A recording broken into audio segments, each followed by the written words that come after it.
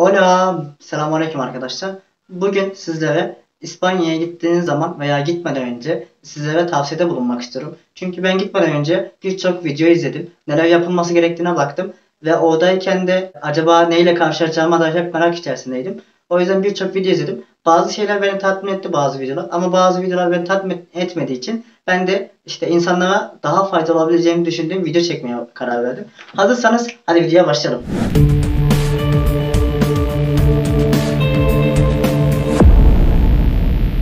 Bir numara kalacak yer. Bildiğiniz üzere İspanya konsolosu sizden gitmeden önce kalacak yerle ilgili belge istiyor. Bunu hallettikten sonra sizin kalacak yerinizi, asıl kalacak yerinizi bulmanız gerekiyor. Ben onu birkaç tavsiyede bulunacağım.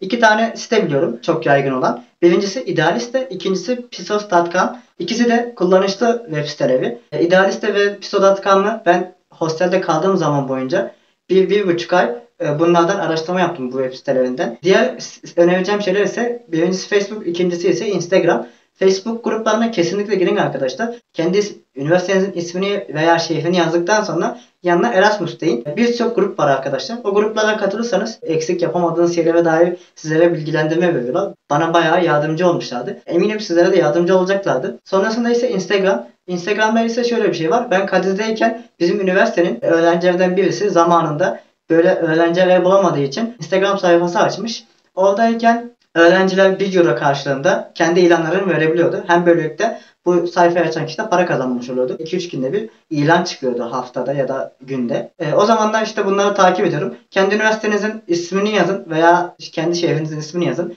Belki orada ilgili bir grup vardı, bir şey vardı, sayfa vardı. Onun sayesinde bulabilirsiniz.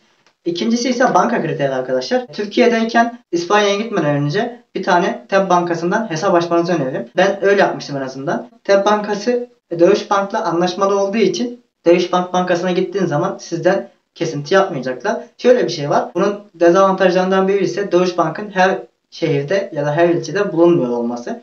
O yüzden ikinci bir tavsiyem ise, önerim ise TransferWise kullanmanız.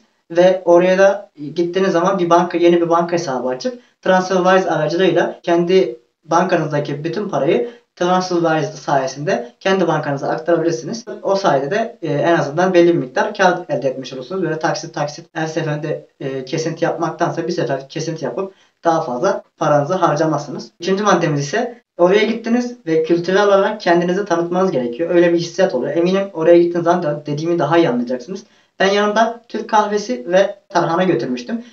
İkisini de yaptım oradaki yabancılara. Orada kendi kültürünüzü tanıtmak ve onlara kendi kültürünüzü anlatmak kadar zevkli bir şey yok, eminim olun. Oraya gidersiniz, işte Türk kahvenizi yaparsınız yabancılara. Tabii orada cezve bulmak ne kadar kolay, ne kadar güç, o size kalmış.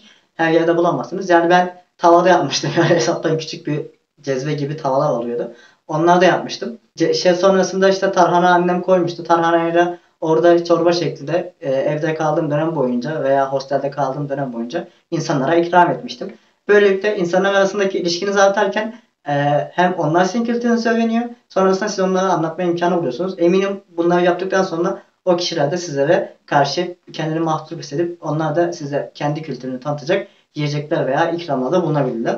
Dördüncü maddemiz ise İspanya'ya vardınız, havalanına gittiniz. Genelde insanlar iki havalanı tercih ediyor. Ya Madrid ya Barcelona. Ben Madrid'e gitmiştim 5 arkadaş. Türk arkadaşlarla beraber. Oradayken işte muhtemelen yanlış hatırlamıyorsam siesta'ya denk gelmiştik. Siesta zamanında her taraf kapalı olduğu için bizim de iletişim kurmamız ve interneti bulmamız gerekiyordu. O yüzden interneti bulamadığımız için mecburen şehir merkezine gitmek zorunda kaldık. Normalde havalanların çoğunda sim kart alabileceğiniz yerler oluyor. Oraya gidip hemen bir tane sim kart alabilirsiniz. Para ödemenize de gerek yok ekstra. Sadece işte tarife yaparsanız daha iyi olur. 5 euro, 10 euro ve 15 euroluk tarifeler vardı. Bir tane hattan almıştım ben. Siz de öyle tarifelere bakarsanız ve eğer bulamazsanız ne olacak? Otobüste merkeze geçersiniz havaalanından. Madrid'den merkeze geçmek için otobüse 5 euro vermiştik. 5 eurodan sonra istediğiniz tarifeden alabilirsiniz. Beşinci maddemiz ise BlaBlaCar. Şöyle de bahsedeyim arkadaşlar sizlere. Şimdi şehrinize Madrid'e veya Barcelona'ya vardınız. Oradan da kendi bulunduğunuz şehre, kendi üniversitenize gitmek istiyorsunuz. Ne yapmanız gerekiyor? Doğal olarak oraya ulaşım bulmanız gerekiyor. Otobüs ya da tren genelde tercih ediliyor. Ben şöyle bir şey tavsiye ederim. Ben otobüsle gittim ama şöyle bir şey var. Bazı BlaBlaCar'lar daha ucuza gidebiliyor. Trenler niyeyse otobüslerden daha pahalı. Ben o yüzden BlaBlaCar hesabınızı açtıktan sonra Oradayken seyahat etmenizi tavsiye ederim. İspanyolca olması önemli değil. Translate kullanarak ilk başta İspanyolca bilmiyorsanız konuşabilirsiniz, mesaj yazabilirsiniz. 6. maddemiz ise yerel otobüs kartı. Şöyle bir şey var. Ben Kadiz zamanında yaşadıyken Endülüs tarafında otobüslerin üstünde koca koca barkodlar vardı ve yanında işte öğrenciyseniz, engelliyseniz, yaşlıysanız diye sizlere abonman kartı almanızı istiyor. Oradan internet üzerinden o QR kodu okuttuktan sonra formu dolduruyorsunuz. Fotoğraf falan istiyor. Sonrasında onlar size adresinize gönderiyor. Ben bu olayı son bir ay kala öğrenmiştim bir arkadaşımdan. Sağ olsun. O kendini biliyor şu anda.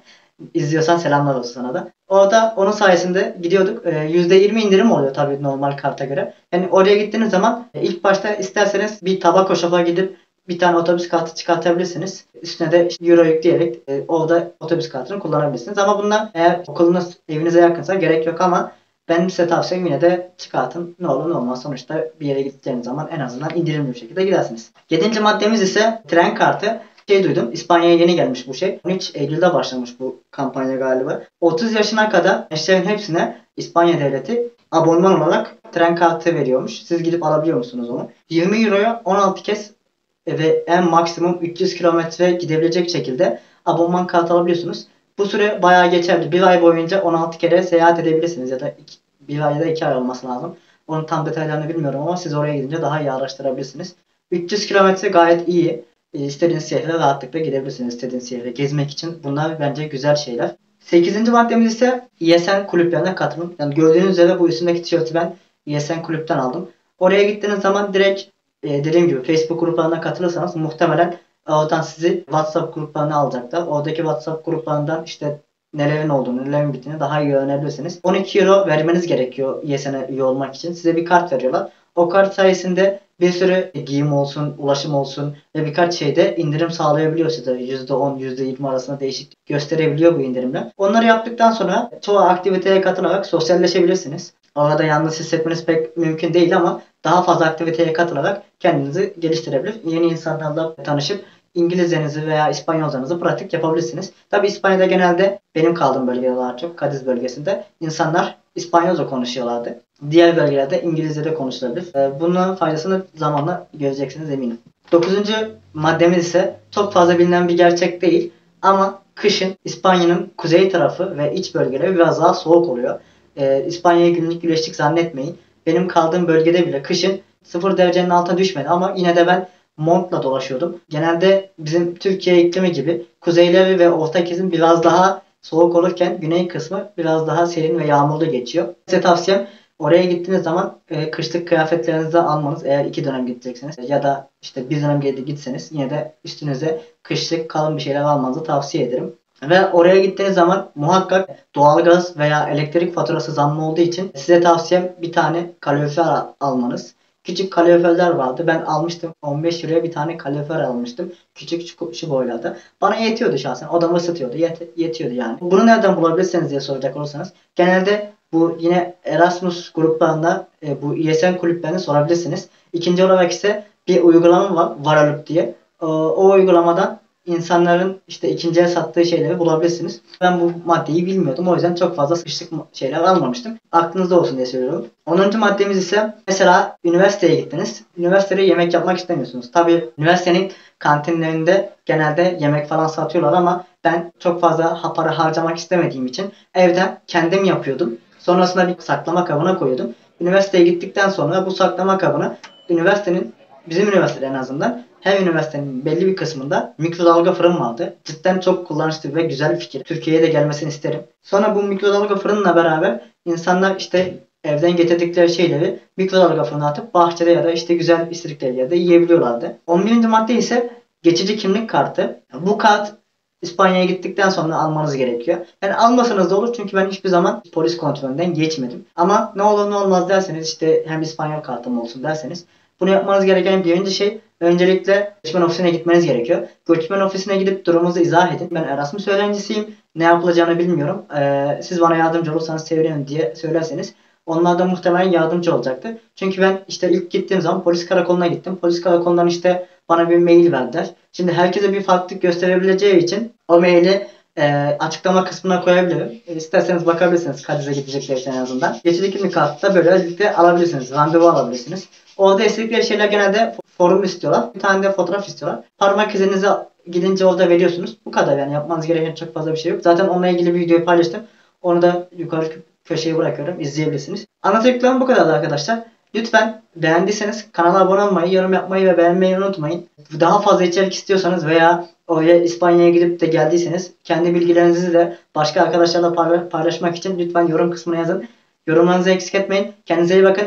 Hasta luego.